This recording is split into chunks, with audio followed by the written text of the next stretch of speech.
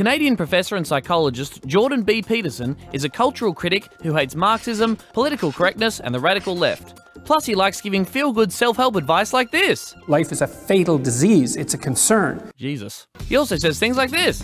If you have your children in a school and they talk about equity, diversity, inclusivity, white privilege, systemic racism, you take your children out of the class. More context and clips, please. Peterson gained national notoriety in the fall of 2016 when he spoke out about a federal bill on gender expression and a U of T policy to call students by their gender pronoun of choice. Why should your right to freedom of speech trump a trans person's right not to be offended? Because in order to be able to think, you have to risk being offensive. There are a lot of videos on the internet of you destroying or obliterating people, and they get a lot of views. So if you could destroy me in this interview, we'd really appreciate it. You like that? Yeah, and a lot of people watch our show. I can't guarantee it, but we'll see what happens. Do you ever watch those videos when you're feeling down about yourself? Do you just watch those videos and go, yes, I destroyed that person. No, I rolled. no. Come on! No, that doesn't happen. Let's talk about your book. Okay. It's 12 Rules for Life, An Antidote to Chaos. There it is. Now, you've connected a lot with a lot of young men, lots of different people, but young men particularly seem to, find something in your message. I'm a young man. I'd like to be improved, please. Yeah. I want to stop being a pathetic weasel. Yeah, that would be good. Are you a pathetic weasel? Well, I'd like You seem to be doing all right. I'm doing fine. Yeah, well, so you're not as pathetic as you might be. Rule 1 is stand up straight with your shoulders back. Yeah. I have terrible posture. Yeah, That's it's not so bad. Okay. Maybe you have a good tailor and he's like shouldered up your suit nicely. Are you flirting with me, Dr. Peterson? Well, not intentionally. Oh, you are my. very attractive, though. I feel so great. I'm 28 years old, I can't cook. Yeah. Tried to quit smoking about 6 times, rarely exercise, regularly use recreational drugs. Yeah. I'm a vegetarian who ordered butter chicken on the weekend. Oh, yeah. Haven't been in a relationship that lasted longer than a year since 2011. Hate my job. Never remember anyone's birthday. Still renting. Don't know what Bitcoin is. Haven't read a full book since 2012, including yours. Yeah. Thoughts? Oh, if I would have known that, I would have never showed up for the interview. Which part? The whole thing. It's just a mess. It's fucking weasel. It is. Pathetic weasel. Yeah. There's no excuse. There's no hope for you, I'm afraid.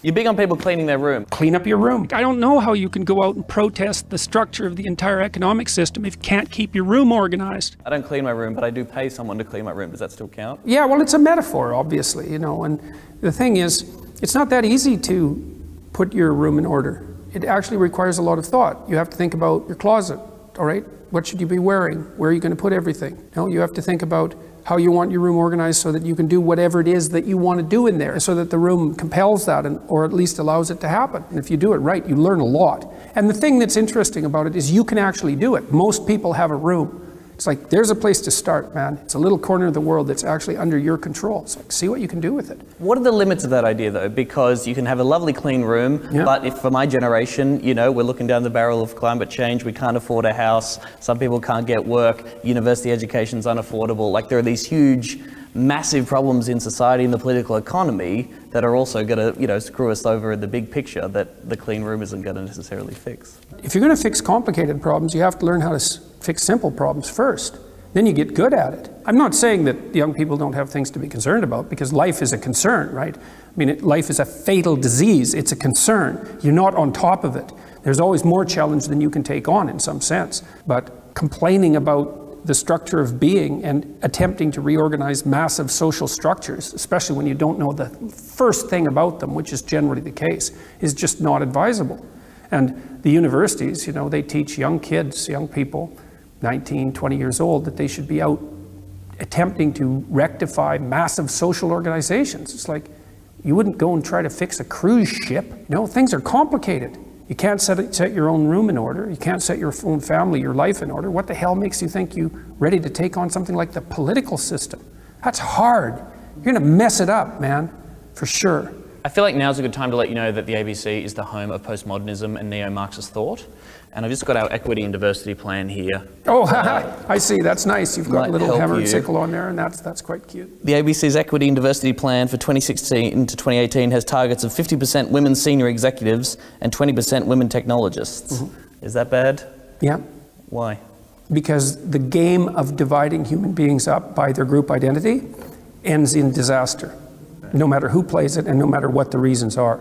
That doesn't mean that, in principle, it might perhaps, who the hell knows? I don't know the internal workings of ABC. Maybe it would be better if 20% of the women were technologists. Maybe it's a radically misogynist organization. I tend to doubt it, but perhaps it is, and perhaps that should be rectified. But these sorts of quotas, they're a terrible idea for 50 different reasons. What about looking back over history? You've written the idea that women were oppressed throughout history is an appalling theory.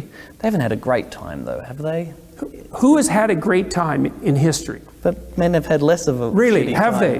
Have they? By what standard? By what standard? Well, I'm just saying if you're a woman... How about war? Yeah, but it took longer for women to get the vote, and women belong to their husbands, and in this country, one woman dies every week from domestic violence, a man dies like once a month, I believe, from that same cause. Like, aren't there some clearly obvious things that women are victim of as a result of their gender? There are inequalities in the catastrophes that the genders are subject to. And so, look, first of all, there's some things we got to get straight. History's a rough business. Everybody had it rough. In 1895, the typical Westerner lived on less than $1 a day, which is absolute poverty by today's standards, right? And so people were brutally poor for almost the entire course of human history. It was rough. You say, well, did men or women have it worse? It's like, well, you know, that's a complicated question. But one of the things you can say is everybody had it pretty damn bad. And apart from the pure catastrophe of existence that was shared, say, more or less equally between the genders, like most of the time, men and women helped each other. Like women raised their sons, you know, husbands protected their families. I'm not buying this whole, the sexes have been at each other's throats the entire history of mankind. It's like, no, wrong. And then one level deeper than that, I don't like the whole game. The whole game is, let's divide people into groups and contrast their oppression. It's like, fine, play it, see what happens. You're not going to like it. We did that in the 20th century, right? The right-wingers played it in Nazi Germany, and the left-wingers played it throughout the communist world. And all that happened was that we stacked up the corpses, millions of them. It's not a good game. The equity game, that's a bad game. Bad game? Bad game. You don't want to read this just to be sure? If it says equity, it's a bad game. Because it means equality of outcome. Right. Like equality of opportunity, anybody with any sense is for that. Okay. For my bosses watching, I have read this, and I fully endorse its message, and will continue the crusade, comrades. Who did the little cover design? Michelle Guthrie. No. Yep. Very funny. It's very funny. Dr. Peterson, we're out of time. Thank you for destroying me. Yeah, no problem. Thanks for the interview. Of course. Enjoy your time in Australia. Thank you very much.